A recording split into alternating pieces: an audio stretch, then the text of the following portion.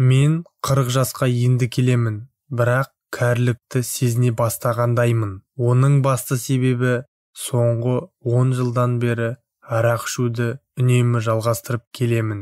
Сондықтан да болар, бауырым үнемі ауырады. Ішімдікті ішсем болды, тез масайып, дүниенің барлығын ұмытамын. Кез келген жерде домалап қалатын болып жүрмін.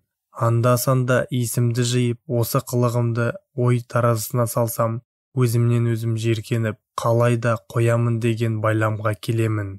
Амал қанша, арақты көрсем болды, тұла бойым қалтырап, өзімді өзім тоқтата алмайтын күйге жеттім.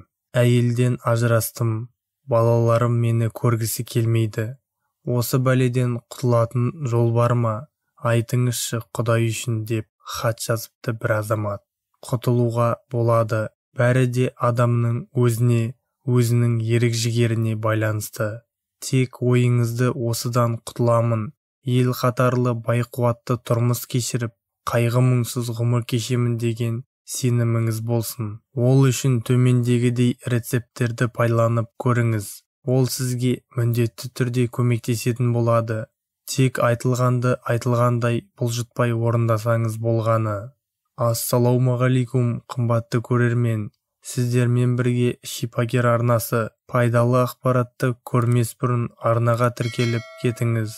Пайдалы видеоны достарыңыз бен туыстарыңызға таратуды ұмытпаңыз. Арақты қойдырудың бірінші тәсілі: жарты килограмм аскөкті, петрушканы ет турағыштан өткізіп, 2 лимонды сығып, шырынын өзін де ет турағыштан өткізіп араластырасыз. Оған 200 грамм бал қосасыз. Дәрі дайын. Осыны келесі күннен бастап ас алдында бір ас қасықтан күніне 3 рет қабылдайсыз. Таусылса жаңадан жасайсыз. Соңынан қайнатылған жылы су ішесіз. Ол 2 ай өткенде араққа деген ынтаңызды тежеп, оған жиіркеніш сезімін тудырып құстыра бастайды. Көктеректе өскен саңырауқұлақты алып ұнтақтап, оған қайың мен шырша қабығынан сондай мөлшерде алып ұнтақтап, 40 градус спиртке салып, 3 апта жабық ыдыста қараңғы жерге қоясыз. Дәрі дайын.